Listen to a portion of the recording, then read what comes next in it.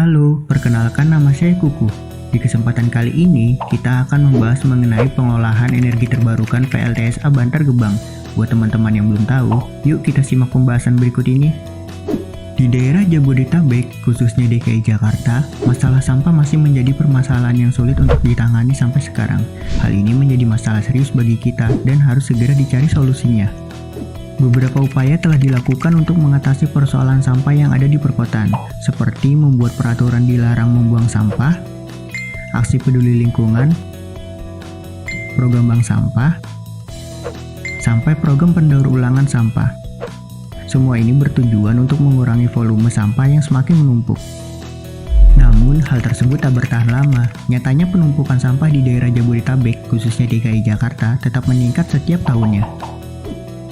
Data dari Dinas Lingkungan Hidup DKI Jakarta merincikan, pada tahun 2014, jumlah sampah yang dikirimkan ke TPST Bantar Gebang sebanyak 5.000 ton per hari, dan dalam kurun waktu 7 tahun, jumlahnya meningkat menjadi 8.000 ton per hari pada tahun 2021.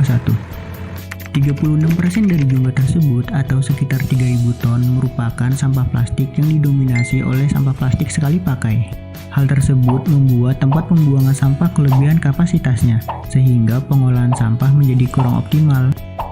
Pemerintah pun menyadari sampah dapat dimanfaatkan sebagai energi terbarukan dan memiliki potensi energi biomasa yang dapat diolah menjadi energi lain, salah satunya dengan mengubahnya menjadi energi listrik.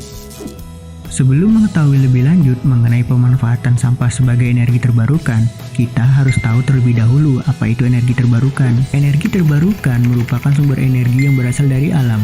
Energi ini dapat dipakai secara terus-menerus dan tidak terbatas jumlahnya.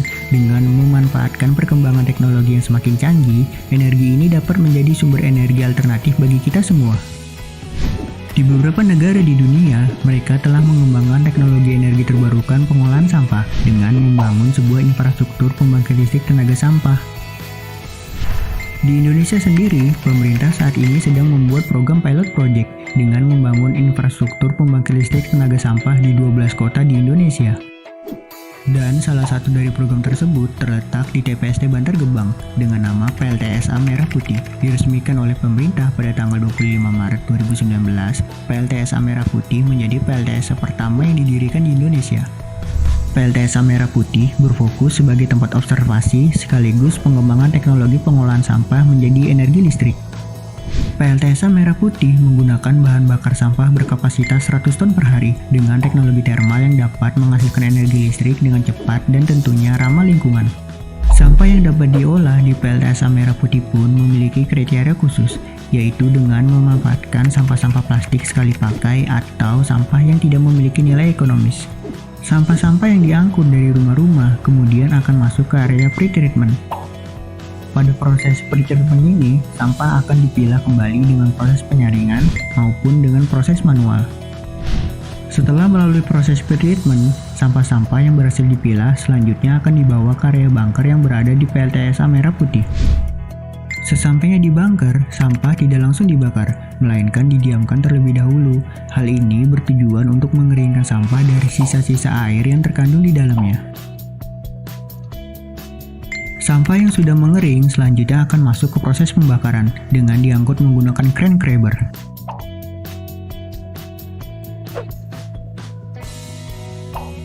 Pada proses pembakaran ini, sampah akan dibakar di temperatur 700 sampai 900 derajat Celcius. Hal ini agar menghasilkan pembakaran yang optimal sekaligus menghilangkan senyawa kimia dioksin furan yang terkandung dalam proses pembakaran.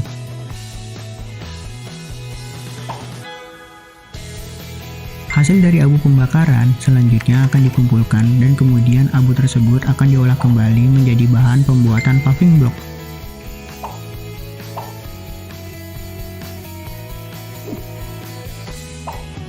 Hawa panas yang tercipta dari proses pembakaran kemudian akan dimanfaatkan untuk memanaskan boiler yang berisi air.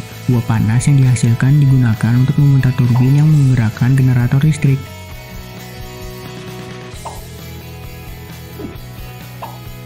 Kemudian hasil dari gas pembakaran selanjutnya akan dikendalikan dan dikontrol secara berkala di unit pengendalian pencemaran udara sesuai dengan standar emisi gas buang agar tidak mencemari lingkungan nantinya.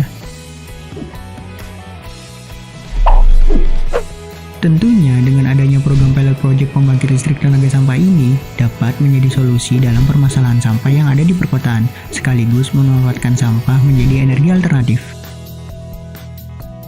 Bahkan pembangunan PLTSA juga sudah didukung dengan Peraturan Presiden Nomor 35 Tahun 2018 mengenai percepatan pembangunan instalasi pengolahan sampah menjadi energi listrik berbasis ramah lingkungan.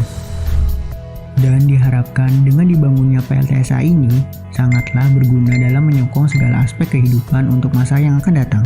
Kita sebagai masyarakat pun juga dapat berperan aktif dalam mengurangi volume sampah yang terjadi di sekitar kita, khususnya dalam mengurangi sampah plastik dan sampah yang sulit untuk terurai. Yaitu dengan menerapkan gaya hidup 3R: reuse, reduce, dan recycle. Mari sama-sama kita rawat dan jaga lingkungan ini demi kebaikan kita bersama. Pembangkit listrik tenaga sampah, solusi penanganan sampah untuk masa depan.